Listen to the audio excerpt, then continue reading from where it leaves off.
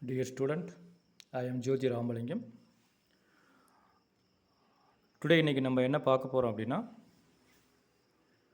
10th சயின்ஸில் book பேக்கில் உள்ள யூனிட் 1 லாஸ் ஆஃப் மோஷன் அந்த சாப்டரில் உள்ள புக் பேக்கில் உள்ள solve the given problems 4th sum பார்க்க போகிறோம்.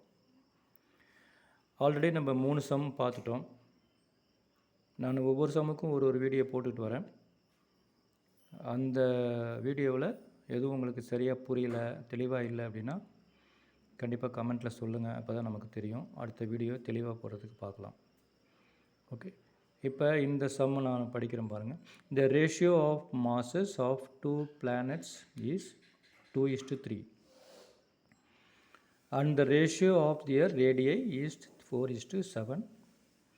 Find the ratio of their acceleration due to gravity. அதாவது 2 பிளானட்டுடைய மாஸ் ரேஷியோ கொடுத்துருக்காங்க. அதுக்கப்புறம் அதனுடைய ரேடியை 2 பிளானட்ஸுடைய ரேடியஸ் அதனுடைய ரேடியோடைய ரேஷியோவும் கொடுத்துருக்காங்க. கொடுத்துட்டு acceleration due to gravity g கேட்டிருக்காங்க. ஓகே, நான் ஏற்கனவே எல்லா சம்லேயும் வீடியோலையும் சொல்கிற மாதிரி தான் முதல்ல கண்டிப்பாக கொடுக்கப்பட்டுள்ள டேட்டாவை கரெக்டாக எடுத்து எழுதிக்கணும். Ratio of masses of 2 planets அவங்க கொடுத்துருக்குறாங்க 2:3. அதை நான் என்ன எழுதிக்கணும்னா m1:m2. Ratio of the radii of the 2 planets r1:r2 = 4:7. இது அவங்க கொடுத்துருக்காங்க, சம்லேயே கொடுத்துருக்குறாங்க.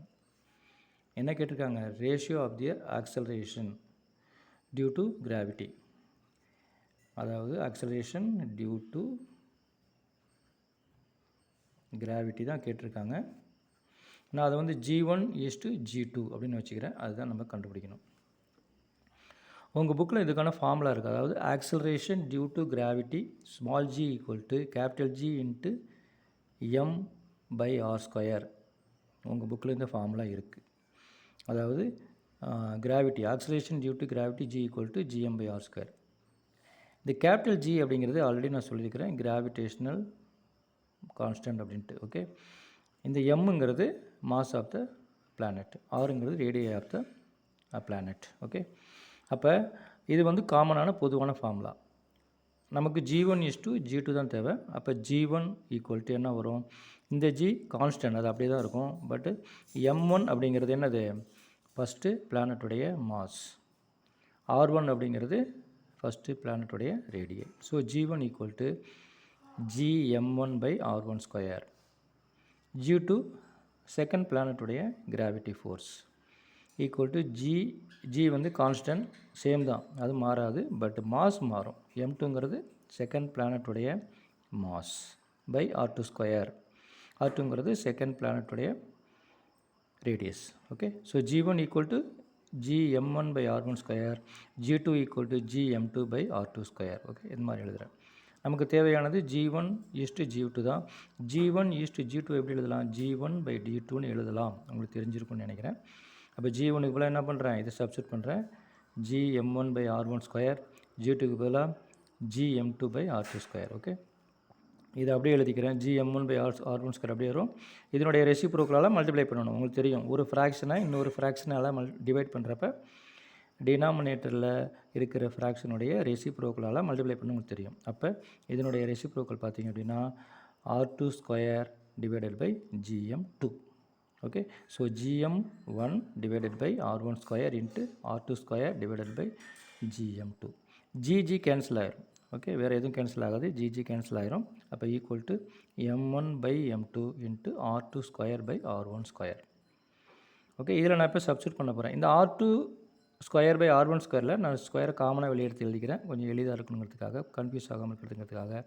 அப்போ m1/m2 × r2/r1². ஓகே, இப்போ m1 m2 எல்லாம் சப்ஸ்டிட் பண்ணுறேன். m1ங்கிறது 2, m2ங்கிறது 3. ஓகே, இப்போ m1/m2ங்கிறது 2/3 × r2/r1. இங்கே r2ங்கிறது 7, r1ங்கிறது 4. அப்போ 7/4² போட்டுக்கிறேன். 2/3, 7² 49, 4² 16. இது சிம்பிள் பண்ணிங்கன்னா 1 2s are 2, 8 2s are 16. 1 × 49 49, 3 × 8 24. அப்போ g1:g2 அதாவது ஈக்குவல் டு g1/g2 = 49/24. நம்ம ரேஷியோவில் சொல்லணும்னா G1 is to G2 equal to 49 is to 24. இதுதான் நமக்கு தேவையான ஆன்சர். அதாவது ரேஷியோ அவங்க கேட்டிருக்கு என்னது, find the ratio of their acceleration due to gravity. இதுதான் அதுக்கு ஆன்சர். அதாவது ratio of their acceleration due to gravity equal to G1 is to G2 equal to 49 is to 24. இதுதான் இந்த சம்முக்கான ஆன்சர். உங்களுக்கு எளிதாக புரிஞ்சிருக்குன்னு நினைக்கிறேன். முக்கியமாக இந்த ஃபார்முலா தான் தேவை. அதாவது G ஈக்குவல் டு இது புக்கில் இருக்குது, நீங்கள் புக்கை வெரிஃபை பண்ணுங்கள். ஓகே, அந்த ஃபார்முலா யூஸ் பண்ணி தான் நம்ம ரேஷியோ கண்டுபிடிக்கிறோம். ஓகே, புரிஞ்சிருக்குன்னு நினைக்கிறேன். ஓகே, தேங்க்யூ, பாய்.